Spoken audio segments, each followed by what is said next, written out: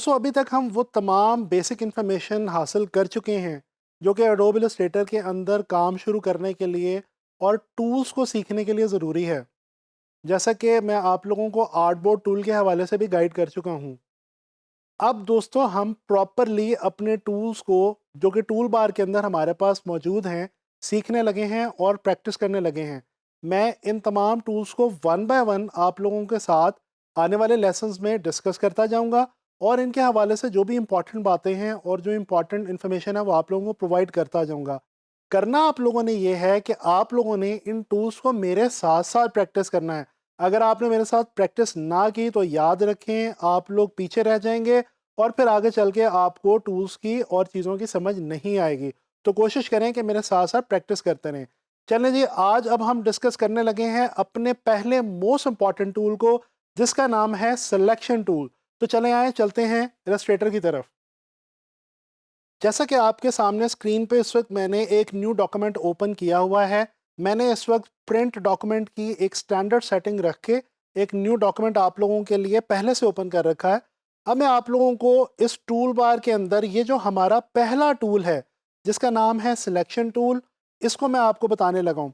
दोस्तों selection tool हमारे Adobe Illustrator का बिल्कुल बेसिक और सबसे ज़्यादा इम्पॉर्टेंट टूल है। इसकी जो शॉर्ट की है वो याद रखिएगा। अगर आप कीबोर्ड के ऊपर वी प्रेस करते हैं, अल्फ़ाबेट वी, तो जो ये हमारा सिलेक्शन टूल है ये सेलेक्ट हो जाता है और ओपन हो जाता है। जैसा कि इस वक्त आप अपने सामने देख रहे हैं टूल बार के ऊपर ये मैंने सिलेक्शन टूल को सेलेक्ट किया हुआ है। अच्छा दोस्तों, सिलेक्शन टूल जो है वो अडोब इलस्ट्रेटर में हमारे पास 3-4 बहुत मेजर और बहुत ही इंपॉर्टेंट बेसिक से फंक्शंस को फुलफिल करने के काम आता है। इन फंक्शंस को समझाने के लिए मैं क्या करने लगा हूं कि मैं एक और इसी टूल बार में से एक और टूल ले रहा हूं। शेप टूल में से मैं आप लोगों के सामने एक शेप जो है ये ड्रॉ कर रहा हूं। जैसे कि ये आप इस वक्त देख सकते हैं कि मैंने आप लोगों के सामने स्क्रीन के ऊपर एक स्क्वायर जो है ये ड्रॉ किया है शेप टूल की मदद से। शेप टूल दोस्तों परेशान नहीं होना, मैं आपको आने वाले लेसन्स में शेप टूल के बारे में बड़ी डिटेल में बताऊंगा। तो अभी फ़िलहाल मैं शेप टूल की मदद से आपको सिलेक्शन टूल समझाने लगा हूँ। अच्छा दोस्तों, ये जो सिलेक्शन टूल है मैंने जैसा कि आपको बताया कि ये 3-4 बहुत इंपॉर्टेंट काम करता है। वो काम क्या हैं, वन बाय वन ज़रा उन कामों को देखते हैं। दोस्तों ये देखें, ये जो सिलेक्शन टूल है इसकी मदद से सबसे पहला और इम्पॉर्टेंट काम हम ये कर सकते हैं कि हम किसी भी ऑब्जेक्ट, किसी भी शेप को हम सेलेक्ट कर सकते हैं। जैसे कि ये देखा आपने, अभी इस वक्त ये जो मेरा स्क्वायर है ये अनसेलेक्टेड है।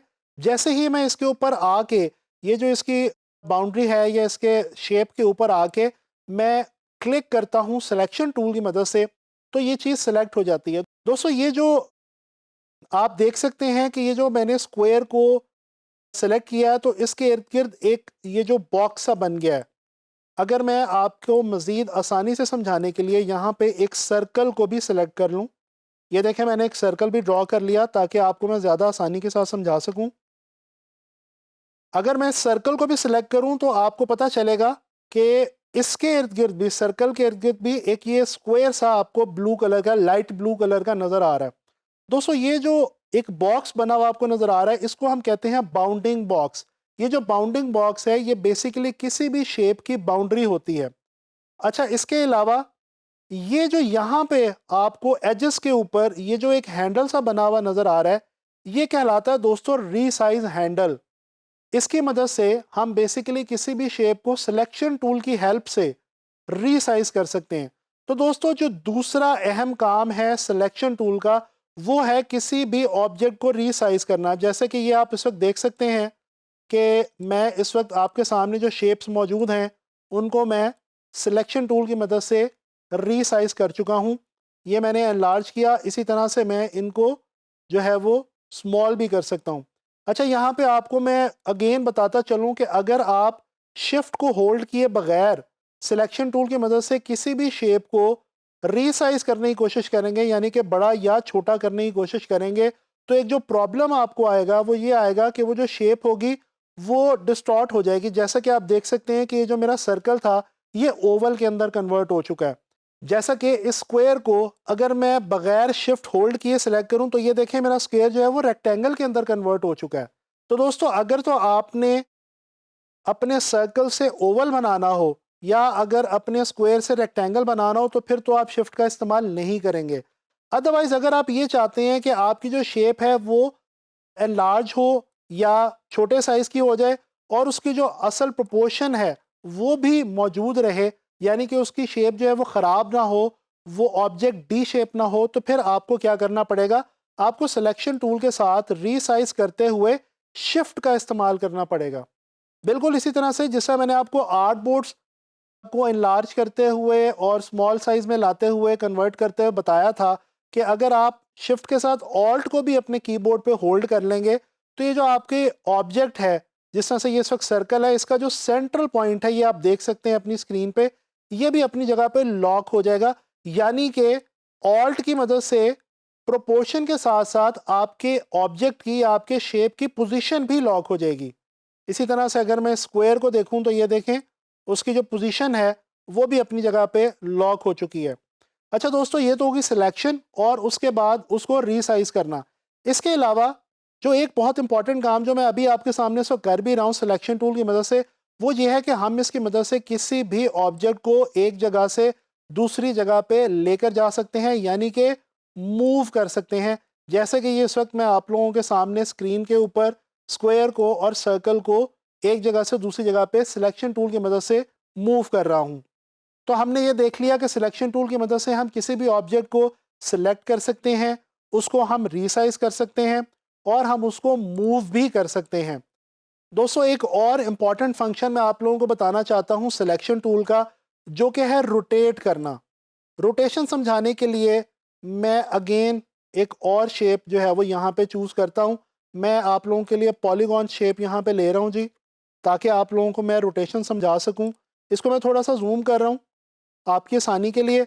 और अब ये देखें, ये जो मेरा सिलेक्शन टूल है ये जब कॉर्नर के ऊपर एजेस के ऊपर आता है, बाउंडिंग बॉक्स के एजेस के ऊपर, तो ये बिल्कुल एक कर्व सी बन जाती है छोटी सी। ये जो कर्व है इसका मतलब है कि इस कर्व की मदद से आप किसी भी शेप को रोटेट कर सकते हैं बड़ी ही आसानी के साथ। इसी तरह से अगर मैं स्क्वायर को रोटेट करना चाहूँ तो ये देखें, जैसे ही मैं इसके एजेस से बाहर निकलूँगा, बाउंड्रिंग बॉक्स के बाहर आऊँगा, तो ये एक छोटा सा जो मेरा सिलेक्शन टूल है एक छोटी सी कर्व में चेंज हो जाएगा, कन्वर्ट हो जाएगा। ये जो कर्व है ये बेसिकली काम आती है किसी भी शेप को रोटेट करने के, जैसे कि ये इस वक्त मैं आपके सामने रोटेट कर रहा हूँ इस स्क्वायर को। अच्छा, अगर आपने इसको एग्जैक्ट रोटेशन देनी हो तो डेफिनेटली आप शिफ्ट का इस्तेमाल करेंगे। ये देखें, अगर मैं इसको शिफ्ट के साथ रोटेट करूं तो ये बिल्कुल एग्जैक्ट रोटेशन ले रहा है। दोस्तों सिलेक्शन टूल के बारे में मैंने आपको भी बड़ी डिटेल में गाइड किया। सिलेक्शन टूल जो है, जैसा कि मैं आपको बता चुका हूँ, ये एक हमारा बिल्कुल बेसिक इलस्ट्रेटर का टूल है और इसको हम गाहे बगाहे कोई भी काम करते हुए यूज़ करते रहेंगे। हत्ता कि इन फ्यूचर जब हम पेन टूल वगैरह यूज़ करेंगे तो उसके अंदर भी तमाम डिफरेंट टूल्स के अंदर सिलेक्शन टूल को साथ साथ हम इस्तेमाल करते रहेंगे और इससे हम इस्तेफादा हासिल करते रहेंगे। उम्मीद करता हूँ कि आप लोगों को सिलेक्शन टूल के फंक्शन समझ में आ गए होंगे और आप लोग अब इसकी प्रैक्टिस भी करेंगे। दोस्तों आप लोगों ने करना यह है कि डिफरेंट शेप्स को लें और सिलेक्शन टूल की मदद से ये जो 3-4 मैंने आपको फंक्शंस बताए हैं इनको अंडरस्टैंड करने की कोशिश करें।